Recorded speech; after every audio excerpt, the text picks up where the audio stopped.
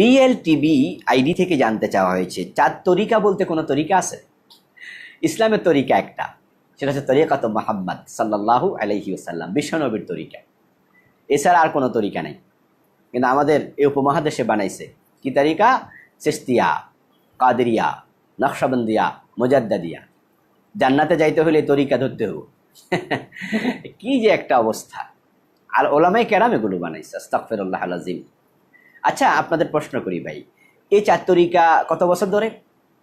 1000 বছর, 500 বছর, 700 বছর? এত হবে না, আমি জাস্ট বেশি সংখ্যা বললাম আর কি। আচ্ছা, যদি 1000 বছর আমরা ধরি, ইসলাম তো আসছে 1400 বছর আগে, তাহলে এর আগের লোকেরা জান্নাতে গেছেন তো কোন তরিকা দিয়া? তরিকা মানে রাস্তা। যদি জান্নাতে যাওয়ার তরিকা হয় কাদেরিয়া, চিশতিয়া, মুজাদ্দিদিয়া, নকশবন্দিয়া, তাহলে ওনাদের আগের তো ছিল না এগুলা। ওরা জান্নাতে গেছে কোন রাস্তা দিয়ে? জান্নাতে কি আগের লোকেরা বেশি যাবে না আমরা বেশি যাব? তাহলে আগের লোকেরা জান্নাতে যে পথ ধরে গেছে, আপনি নতুন পথ বানাবেন কোন দরকার?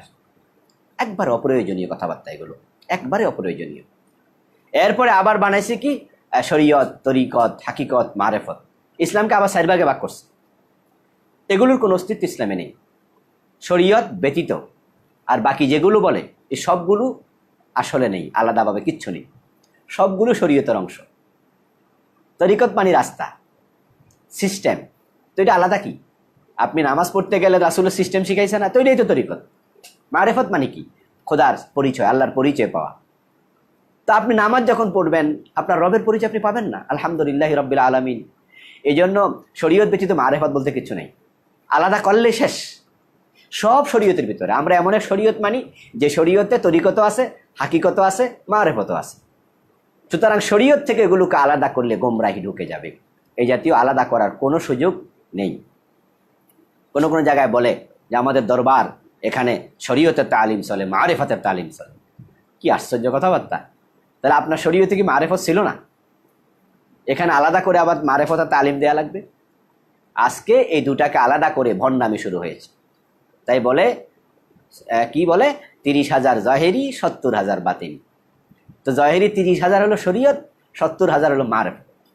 তাই শরীয়তে পর্দা লাগে, মারেফতে পর্দা লাগে না। আস্তাগফিরুল্লাহ। শরীয়তে ঢোল বাজানো জায়েজ নাই, মারেফতে জায়েজ আছে। এই জাতীয় মূর্খতা ছড়িয়ে দিয়েছে কিছু আলেম এটা করছে। আলেমরা বলে যে আমাদের দরবারে শরীয়ত এবং মারেফত দুইটা তালিম হয়। তো মারেফতকে আলাদা কোনো কিছু? এই জন্য এগুলোকে আলাদা করা যাবে না। ওলামায়ে হযরতের কাছে বলতে চাই, আপনারা এগুলো মেহরবানি করে পাহারাদারি করুন। আলেমগণ হচ্ছে দিনের পাহারাদার।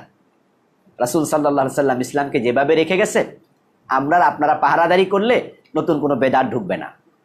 ইসলামের পূর্ণাঙ্গতা থেকে কিছু বের হয়ে অপূর্ণাঙ্গ হবে না, বরং আমরা পাহারাদারি করতে চাই। ইসলামকে রাসূল যেভাবে রেখে গেছেন সেভাবে রাখতে হবে। যখন আমরা দেখব কোথাও ব্যতিক্রম হয়েছে, একযোগে বিরোধিতা করতে হবে।